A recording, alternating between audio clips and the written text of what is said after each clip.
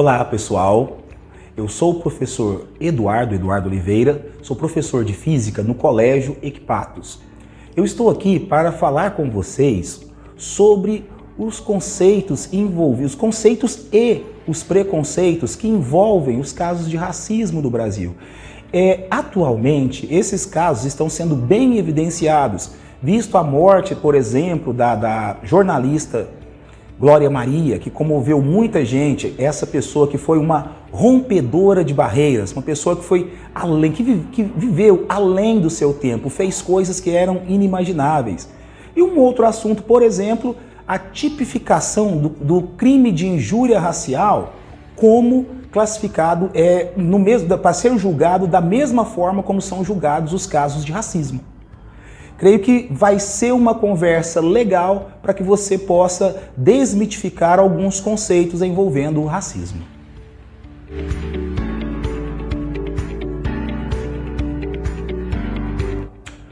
Bom, pessoal, eu sou natural de Uberlândia, me criei nessa cidade, tá? Durante a adolescência trabalhei como servente de pedreiro, enquanto estudava para ir para uma universidade. Então, em 1994, eu entrei no curso de Engenharia Química. Já nesse ano, comecei a ministrar aulas, no caso eu ministrava aula de Química, e fui dessa forma, levando o curso de Engenharia Química, levei bem até, e o trabalho com as aulas que eu já ministrava.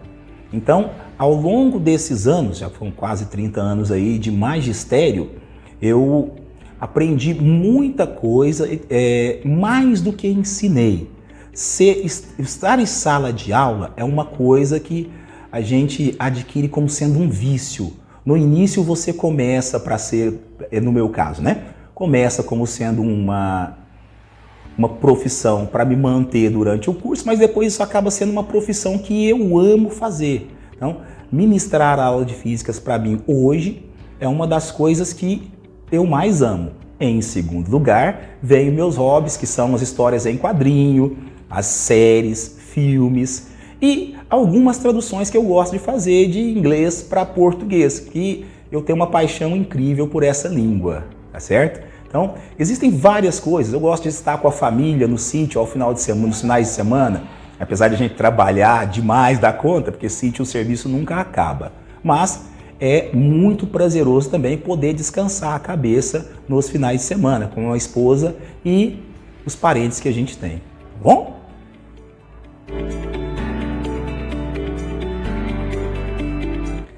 Bom, o apelido de Eduardo Negão, Dudu Negão, Du Negão, ele apareceu em uma das escolas que eu trabalhava, porque nós tínhamos 3 Eduardos na escola. Então, um falou, não, o Dudu Negão. Aí, quando eu vi, já estava quase todo mundo falando assim. Inclusive, essa situação ocorreu numa escola em Uberlândia.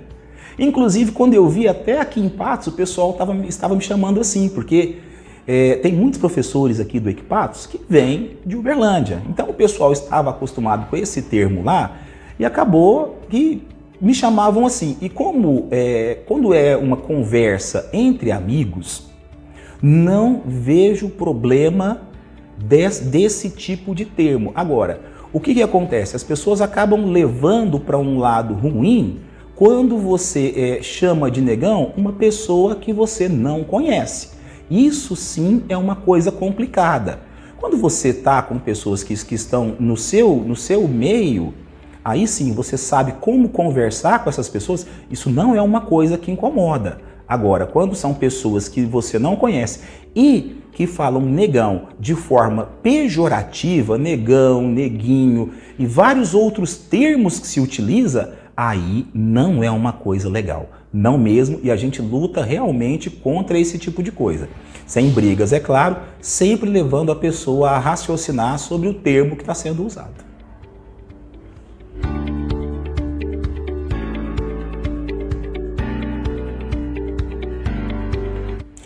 Essa declaração que a Glória Maria fez, ela mostra realmente como o negro se sente.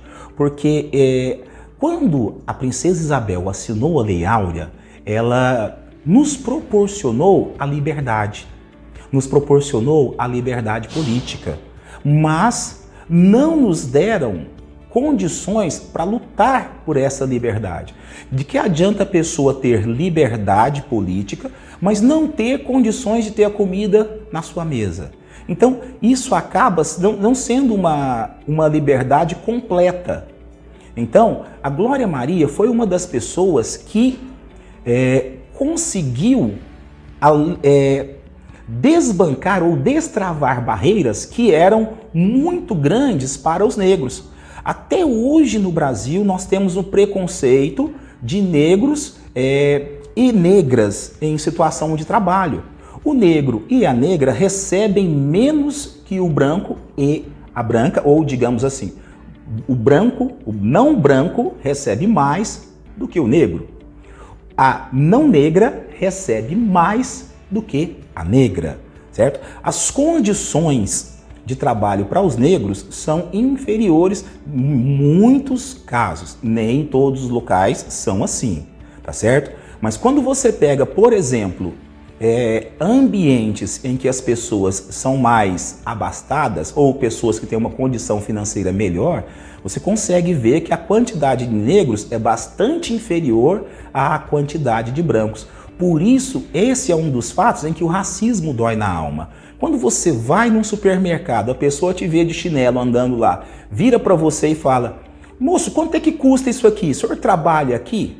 Ou você entra numa loja e o segurança da loja passa a andar atrás de você para ver o que você está fazendo, isso realmente dói. Esse estigma de que o negro é marginalizado. Então se marginaliza o negro justamente por esse preconceito, por essa questão de racismo.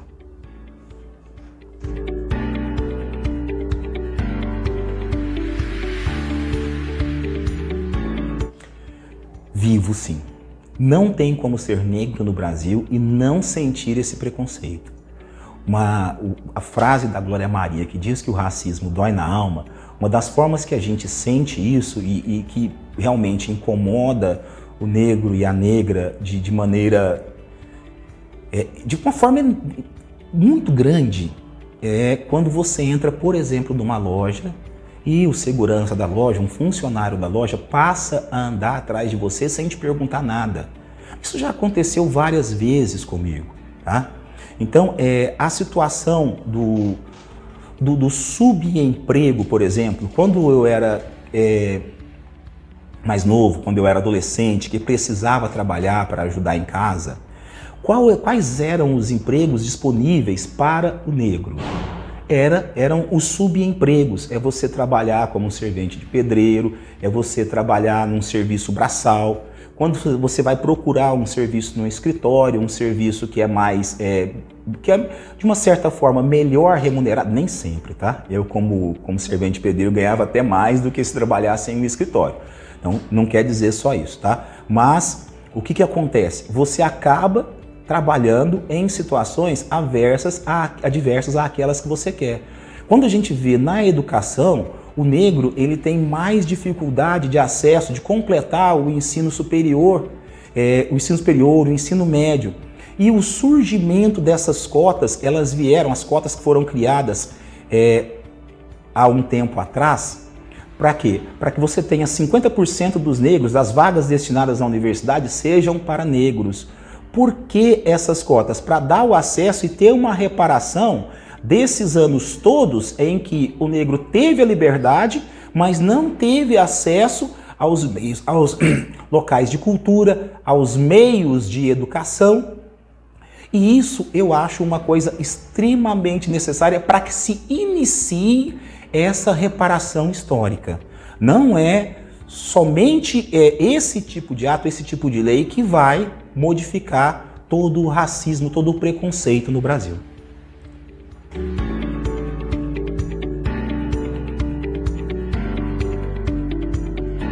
Essa discriminação de uma pessoa perante a outra é uma coisa bastante interessante.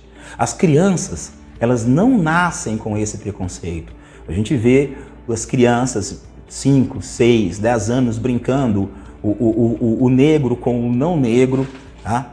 Eles brincam, não tem preconceito nenhum um em relação ao outro, mas à medida que vão crescendo, o meio em que eles convivem faz com que eles tenham esse preconceito acerbado. Fazem com que essas crianças elas tenham o conhecimento do preconceito, ou seja, alguém passou isso para eles. Então uma pessoa que, se você tem em casa uma pessoa que é preconceituosa, a criança ouve você falando uma coisa, usa um termo preconceituoso, ela vai repetir, porque as crianças repetem aquilo que elas ouvem.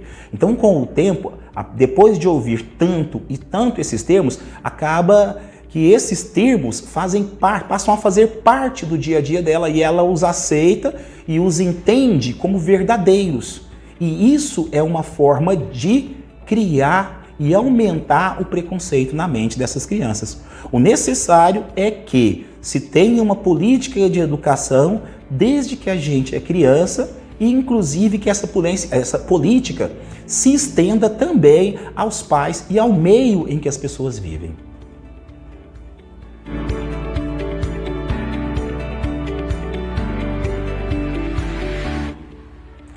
Olha, não existe um pior efeito do preconceito, tá? A gente pode dizer vários efeitos disso. A renda do pessoal, da pessoa negra com a pessoa não negra, tá? A discriminação que ocorre, por exemplo, em lojas como várias pessoas sofrem ao entrar em uma loja, tá? Mas eu creio que o principal efeito, tá, seja a violência contra o negro e a negra. Quando a gente vê os casos de morte de pessoas, a taxa, os dados de morte de pessoas assassinadas no país, a maior parte dessas pessoas é negra. E a violência policial, ela ocorre, na maioria das vezes, em cima dos negros. Um influencer branco foi preso em Uberlândia essa semana e nas manchetes aparece: influencer branco é condenado a 18 anos de cadeia.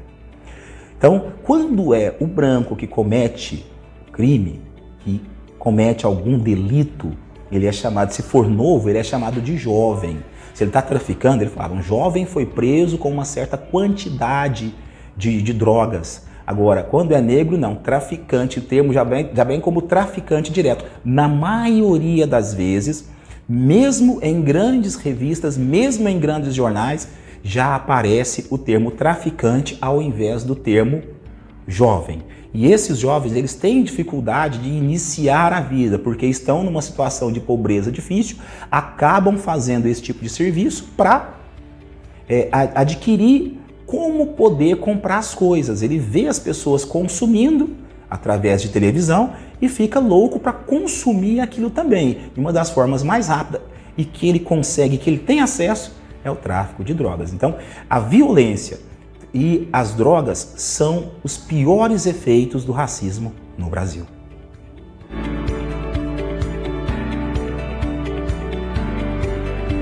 Olha, primeiramente, a gente tem que saber qual que é a diferença entre o crime de racismo e o crime de injúria racial. O crime de racismo, ele é cometido quando você ofende uma etnia. Quando você diz: todos os negros cheiram mal, todos os negros roubam, você está tipificando uma etnia, você está tipificando os negros. Você está cometendo um crime contra toda uma raça. Agora, quando você chega e fala para uma pessoa: você fede porque você é negro, você está fedido, você é um macaco, toma uma banana, como uma banana. Isso é o crime de injúria racial, quando você o profere contra uma pessoa. O que estava acontecendo no Brasil? O crime de injúria racial, ele era considerado um crime brando. Basicamente um crime brando. A pessoa pagava uma fiança e saía rapidamente. Agora, com a equiparação injúria racial e racismo, qualquer crime que envolva esses preconceitos serão tratados como racismo e a pena agora é mais pesada. A gente precisa realmente reduzir esse preconceito. Nos últimos 4 anos, o preconceito no Brasil cresceu em torno de 620 alguma coisa por cento, se não me engano 623% os casos de preconceito no Brasil. E a maioria desses casos foram classificados como injúria racial, mesmo quando eram casos claros de racismo. Então, por isso essa igualdade agora entre os dois crimes, para que seja punido e para que as pessoas pensem 2 vezes antes de cometer esse crime.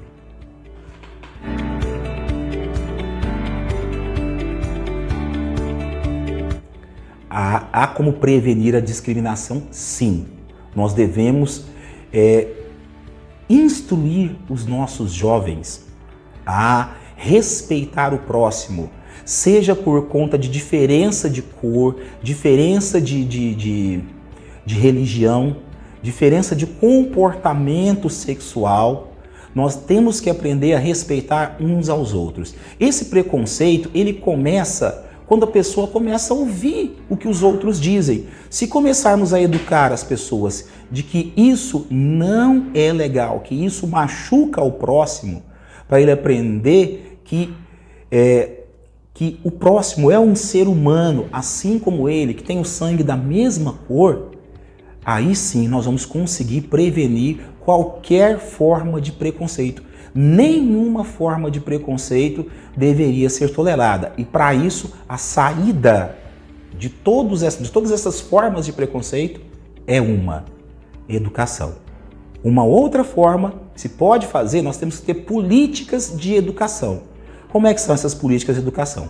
As cotas, até mesmo os auxílios que a população carente recebe já ajuda, porque para essas pessoas receberem auxílio, elas precisam ter os filhos na escola. Com o filho na escola, o conhecimento aumenta. Aumentando o conhecimento, quanto maior o conhecimento que você tem, menor a chance de você ter ou sofrer a ação de um preconceito. Não quer dizer que não vai acontecer, certo? Mas a chance é menor.